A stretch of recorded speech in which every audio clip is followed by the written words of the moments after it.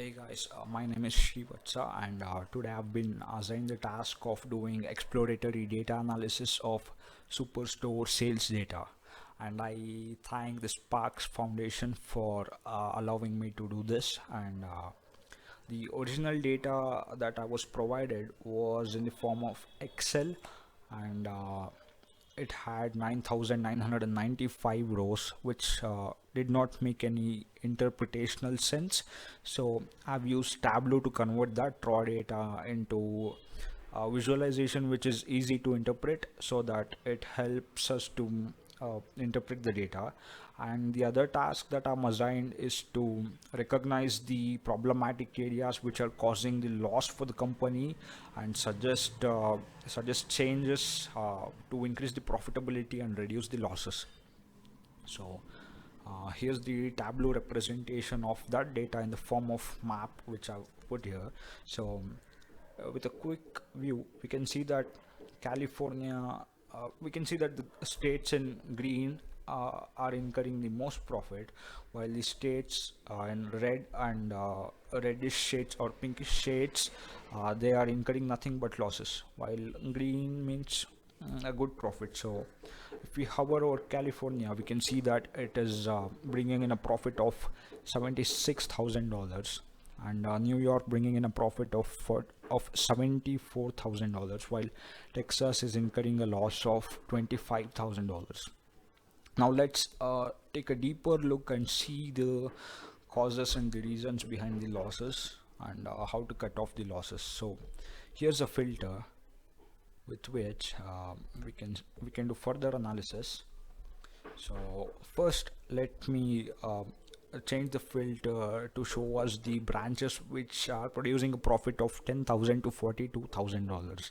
So we can quickly see that the technology sales in New York is producing a profit of 42,000. The office supply sales in New York is producing a profit of $25,000, while office supplies in California is producing a profit of $37,000, while technology sales in California is producing a profit of $29,000.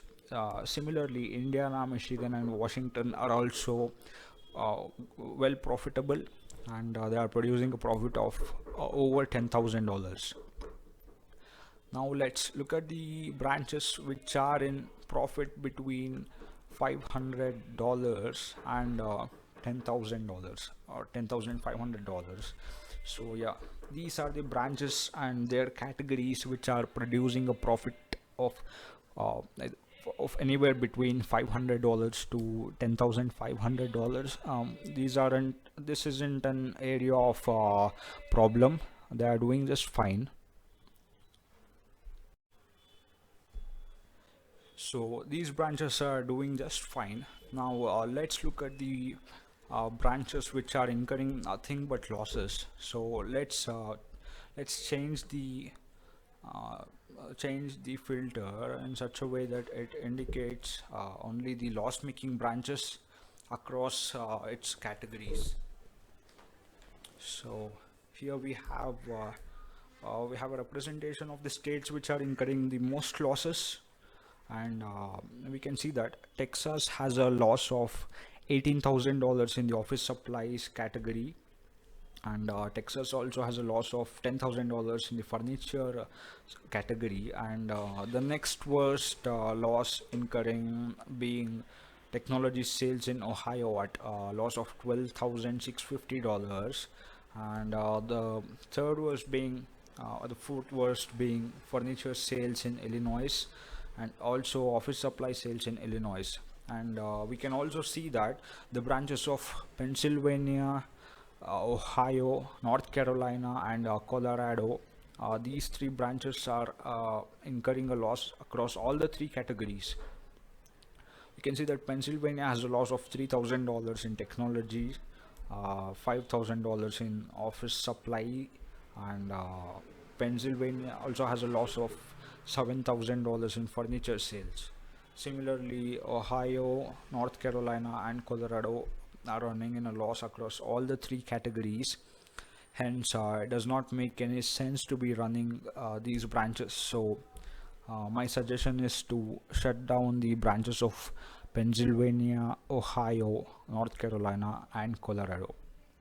And similarly, we have to shut down the sales of furniture and office supplies across all other states, apart from the 4 states which are incurring loss across all the 3 categories. We have to shut down the sales of furniture and office supplies in the remaining states. So let's do a case study of Texas and see what happens when we cut off furniture and office supply sales. So let's go to the map, and here's a filter with which we can select or deselect only the states that we need. So let me quickly select only Texas over here. So that's only Texas, and as we can see here, we have to cut off the sales of furniture and office supplies. So let me quickly cut off. First, let us check the loss, which is at $25,000. Now I'll quickly cut off the furniture sales. We can see that the loss is cut off by $10,000. Now I'll cut off the office supply sales, and we can see that the loss is completely gone. We have got rid of the loss, and the state of Texas has turned into a profitable state for our company. So that is my suggestion, to completely cut off furniture and office supplies from the state of Texas. Similarly, let's do a case study of Florida. So for that, I'll have to deselect Texas, and let Texas be. With Texas, I'll add Florida. Now